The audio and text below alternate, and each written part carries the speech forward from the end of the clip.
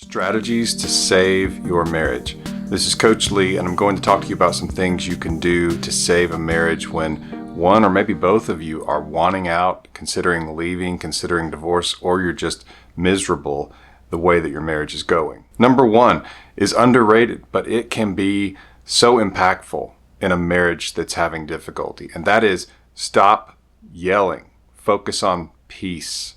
When you yell, it's a very violent thing. If you think about it, it's traumatic.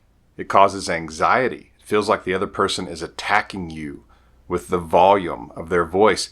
And it can make two people feel so distant from each other. If you can imagine when someone yells at you, just how that feels, just how that makes you think that they don't care about you or that they are okay to be rough and to treat you harshly. That's not a comfortable feeling when you're on the other end of it, when it's your spouse. It is terrible for the closeness and the warmth that two people really need in a marriage, and it will destroy the desire to want to be with you and for the person to actually want to work on problems, because when they start to feel like you're an enemy, that's when a lot of times they give up and they just think it's not worth it. It's not going to work because this person doesn't care. And that's what yelling can do. It can cause the other person to think that you don't care, and that unravels everything else. They won't feel like they're doing something wrong if they betray you because they already feel betrayed by you, or they feel like there's nothing to betray because they feel so broken from being yelled at, and they feel that the marriage is shallow and broken itself. And so if you can stop the yelling, it's one of the things you can do to, over time at least, to help bring the two of you closer together and to not push you further apart, because yelling is fighting. It is one of the things that you do that actually pushes you the furthest away from the other person. Yelling is basically saying, get away from me. You are wrong, or you are bad, or you are a monster, or you are worthless. It's one of those things. That's the message that comes across. And so people often dismiss it and think that it's small. But if you want the other person to want to be with you or to change, you have got to stop yelling at them. You have got to stop attacking them with your voice and your volume. Stop the yelling. Number two is to keep happy memories alive. Don't just let them kind of disappear as the days and the months pass.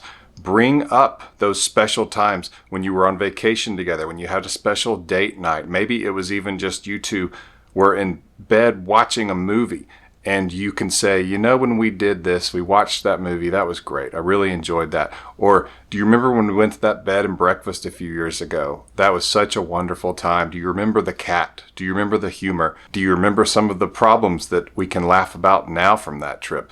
There's all kinds of things that you can talk about from your memory bank that are good and positive. And you need to do that, because what will happen is you and your spouse will think of the negatives, and you'll start to create a monster of the other person from the negative memories. But if you can push back against that with the positive memories, and if you can create new memories together, make that a mission, that even if it's something simple, even if it's a day trip, even if it's spending an off day together at home and making cookies together, just something that is positive that you can add to your memory banks about your relationship. And take your experiences seriously with each other. You are making memories, and that's really important. And you can start now. So you may be thinking, well, we're in a bad situation.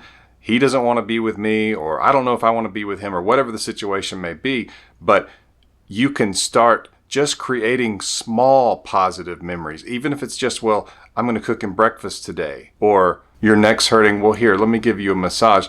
It starts with small things, but see yourself as making deposits into the bank that is your relationship, and you want to deposit positive experiences and positive memories. And then you want to protect them, just like you want to protect your money once you have it saved up. And so talk fondly about the memories you two have together, because that is your story. Before I get to number three, get more information on my free mini course for saving your marriage. It's a powerful course that can get you on track, can stop some of the things that are just terrible, that are probably going to lead to your marriage not making it. And so you can get that at marriageradio.com. Just click on the Marriage Help tab, and underneath that is free mini course.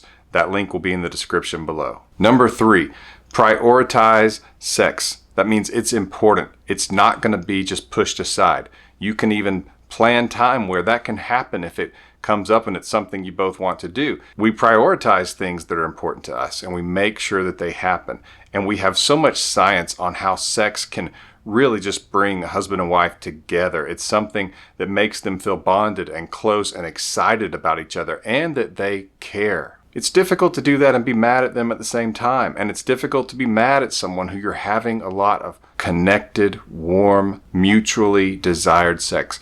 And it's one of the most powerful things that you can do for your marriage. It's like a secret weapon. If you will just prioritize it, make it something that you make sure happens, you will be amazed at how things will improve. You will get along better.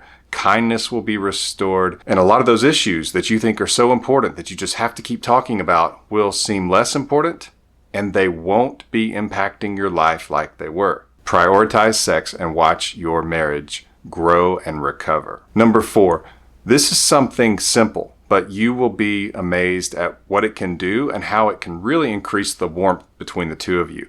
And that's really important because if you have a spouse who maybe is wanting to leave or unsure if they want to be in the marriage, one of the best things you can do is bring back some of the warmth and connection. And as I mentioned in the previous point, sex is a big part of that. But another simple thing that you can do that has a powerful impact is to just look over at them at some point in the day and just say, "Is there anything I can do for you?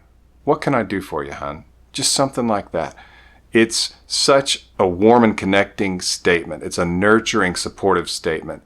It shows I'm not just thinking of me. I see you and I want to help. I want to add to your life. I want to make sure that you're not in a place where you're needing my help and I'm not helping. It's one of the kindest things you can say to the other person.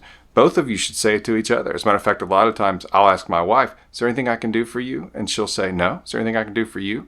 Or sometimes she'll say, "Yeah, would you help me with this?" Or "I'd appreciate this." And then when we finish that, she'll say, "Is there anything I can do for you?" And people don't leave marriages like that. Give them something to stay for and give them a reason not to leave. And it's a simple thing, but you will be surprised at how much that will mean to them. Even if they don't say anything right away, over time, and I'm not talking a long time, I'm talking days, you will notice a difference. Number 5, this is a don't. Don't define your spouse by their worst moments. It's easy to make anyone look like a villain, to look terrible, by selecting moments from their life, by selecting the bad things that they've done and choosing to only focus on that. But that's not the whole picture. And you can actually go the other way. You can choose to see the good in them because that tells you so much about them. You know more about a person by the good that they do than the bad, because we all do bad. But when you get to see someone do something good, do something kind, be loyal, be helpful in a situation, be sacrificial in a situation, that tells you so much, and that's what you should focus on, because if you focus on the negatives in a marriage, that's how you will see them. It will shape how you view them. It will shape your attraction to them. It will shape your emotional connection with them. And it will shape how you view them in terms of, is this a good person who deserves my loyalty, deserves my time, deserves my efforts and my kindness and so on? If you think of them only by their worst moments, then the answer will be no. But then it would be no to everyone if you define the person by their worst moments. So focus on the person. And some of the experiences that you've had with them, it's great if you can not focus on those as much if they're negatives. Focus on the positive experiences that you've had with them. You can reshape how you define this person. And a lot of times people learn from their mistakes, they learn from the past, and they're better than they were in the past. And if they're not, focusing on their positives, even bringing it up to them, saying, you know, one of the things I'll never forget about you is when you helped me with this, or when you were kind to this person who didn't even deserve it, or when you handled this situation with calm. When a lot of people would have pitched a fit or yelled or been cruel, you were calm and you were polite and you handled it so well. Not only is that something that makes them feel admired and loved by you that you actually noticed, because how many times do people actually tell us that in our lives? But it also encourages them to be like that more often because you actually talk about it. Do you remember 2 years ago when you handled this situation so well? I was so proud of you. Saying things like that, because who remembers what happened 2 years ago? A lot of times when people even congratulate us on something, they stop. It's like you could work years on something and then someone congratulates you for it, and that's all you ever hear about it. But what about all those years you put into it? It doesn't seem to add up. But when your spouse is able to tell you, I saw the work you put into it, I was so impressed, so proud, things like that. Point to their positives. Refuse to define them by their negatives, because that doesn't help either one of you. And if you want them to grow as a person, praise them for the positives that they do, because they will want to do them more. So a quick review.